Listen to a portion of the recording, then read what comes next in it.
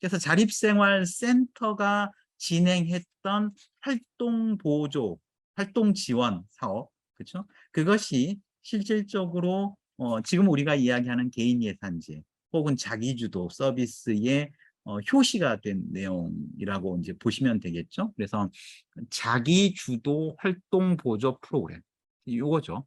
이제 우리나라도 자립생활 운동에 들어와서 요구했던 그 프로그램인데요. 우리나라에서는 예산 권한과 고용 권한을 제한한 형태로 지금 들어와 있고요.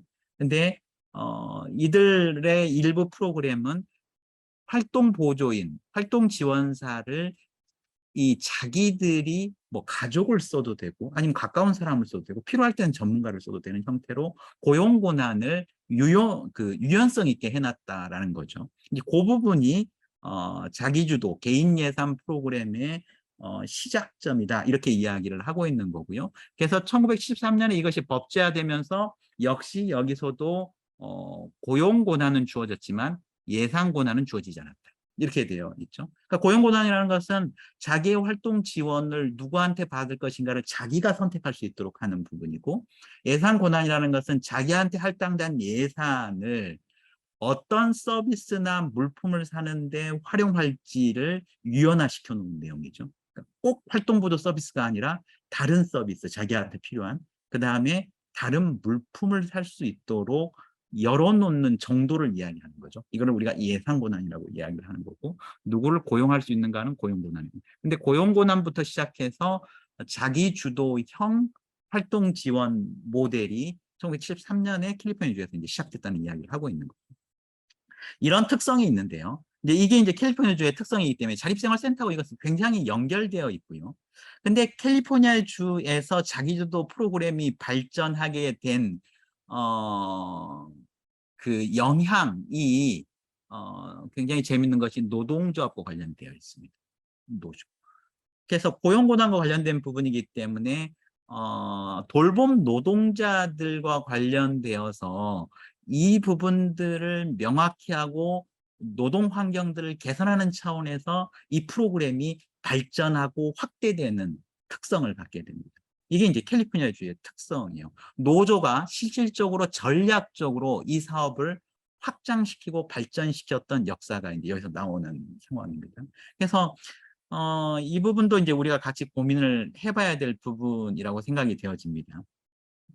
여러 가지로 이제 논의가 필요한 부분이 돌봄 노동자들, 우리가 이제 고용과 관련된 권한들을 위임받았을 때 그것이 노동자들에게는 어떤 형태로 접근될 것인가가 이제 고민의 한 축이 되겠죠. 그렇기 때문에 서비스 유연화 자체가 이런 노동 환경의 유연하고 연결돼 가지고 굉장히 근로 조건들을 악화시킬 수 있는 부분인데 이 부분을 잘 만들어가면서 서비스를 안착시킨 내용이 지금 나오고 있습니다. 그래서 이 부분에 대한 것들을 조금 더 자세히 보고 싶으신 분들은 거기에 지금 63쪽에 보시면은 그 내용들이 조금 자세히 나와 있습니다.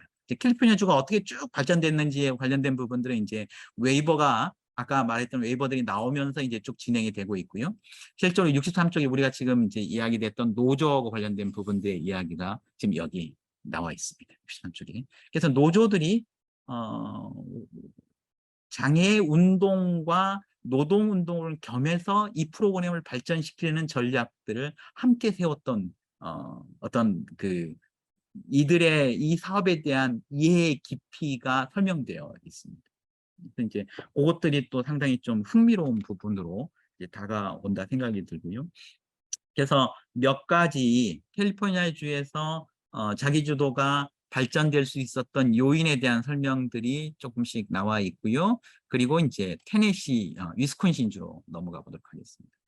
위스콘신주는 캘리포니아의 그런 어떤 명성, 캘리포니아주는 지금 아까 그 실질적으로 100만 명 정도가 자기주도를 이용하고 있다고 했는데 그중에 50%가 캘리포니아주의 이용자들이에요. 이게 이제 이 캘리포니아주가 굉장히 독보적인 어떤 위치를 차지하고 있죠. 자기주도에 있어서. 근데 위스콘신주도 또 상당히 재미있는 모양새를 가지고 있는데요. 위스콘신주는 우리로 이야기하면 하나의 기초자치단체에서 이 사업들을 시작하게 됩니다. 그래서 기초자치단체 대인이라는 카운티에서 이 사업을 시작해가지고 확산하는 모습들이 나오게 되죠. 그러니까 이제 각 주들이 어떻게 자기 주도를 발전시켰는가를 우리가 좀 살펴보면 우리가 앞으로 이 사업을 어떻게 전개시켜 나갈 것인가에 대한 아이디어들을 얻을 수 있을 것 같다 생각이 들었습니다. 그래서 위스콘신주 같은 경우는 행정가, 이해 당사자, 그리고 공익 옹호자들로 구성된 실무 그룹이 발달장애인을 겨냥해서 이 부분을 발전시켰습니다. 이게는 캘리포니아하고는 캘리포니아 신체장애인들 중심으로 아주 옛날부터 이루어졌던 모습들하고는 달리 여기는 발달장애인들의 지역사회 삶을 고민하는 중에 데인 카운티에서 새로운 모습의 지원 서비스를 고민하게 되죠. 근데 이 사람들의 원칙은 이제 이렇게 되어 있는데요. 밑에 이제 땡땡에 보시면은 64쪽입니다.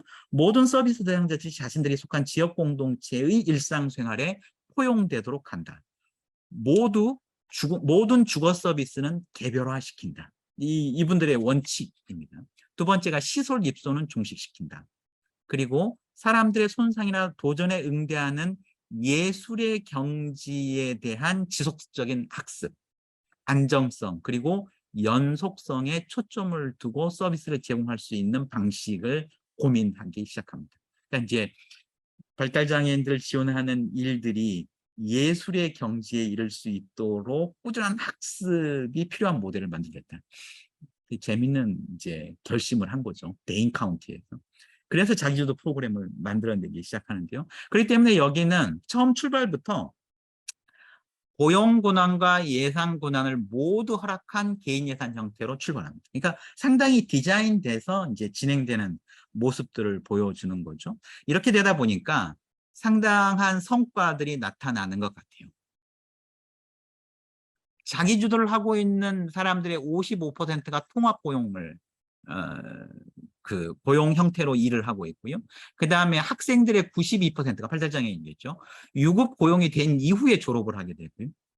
그 다음에 57%는 자기들이 살고 싶은 곳에 자기들과 살고 싶은 사람과 살고 있다.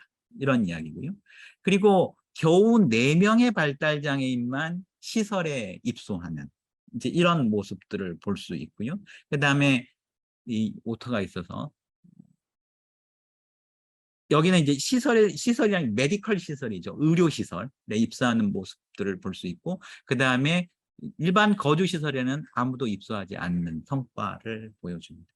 상당히 재미있는 형태이죠. 그래서 이 부분은 우리가 이제 고민하는, 저 같은 경우에는 우리가 개인 예산이 진행되면 이런 부분에서 접근이 좀 돼야 되는 거 아닌가, 이제 이런 생각들을 갖게 되는데요. 근데 지금 우리나라의 어떤 세력들, 개인 예산을 주장하는 세력들이 신체장애 쪽에 지금 포커싱을 하고 있는 것은 사실인 것 같아요. 근데 이제 테네시주의 모델을 보면 조금 다른 형태로 이루어지고 있고요. 이렇게 진행되기 때문에 사실은 지원 중재자가 굉장히 중요한 형태로 대두되게 됩니다.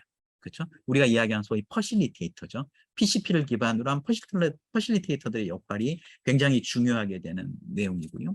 그러면서 여기에 자기주도 웨이버의 이름이 참 재밌습니다. Include, Respect, I Self-Direct.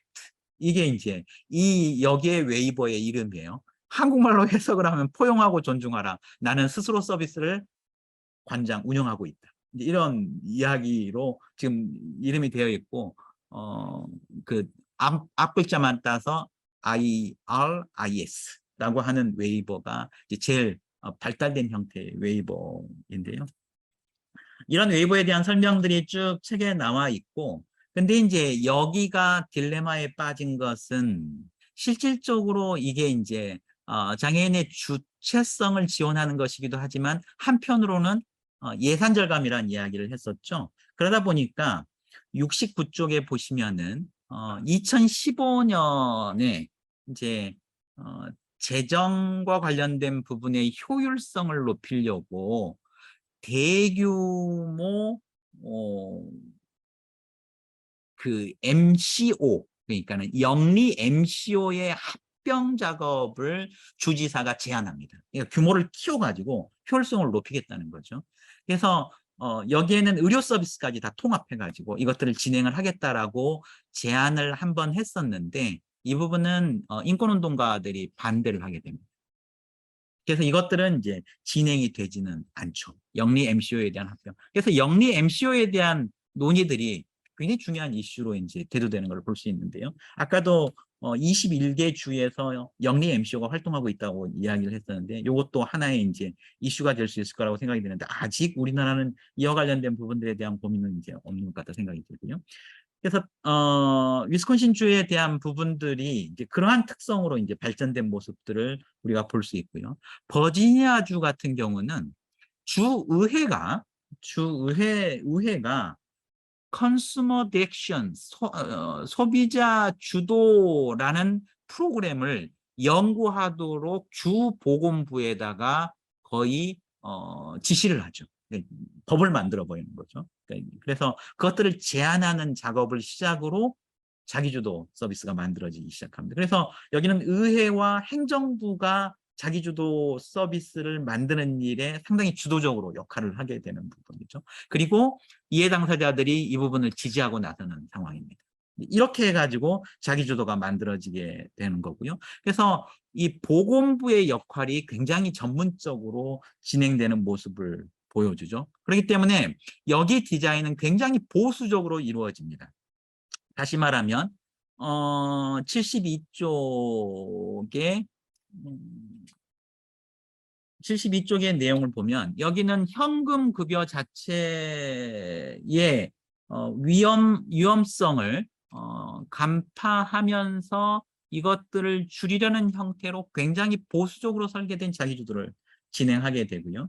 그리고 재정 대리인과 관련된 부분들을 보건부, 그 버지니아 주 중앙부처가 맡게 되는 상황이 됩니다.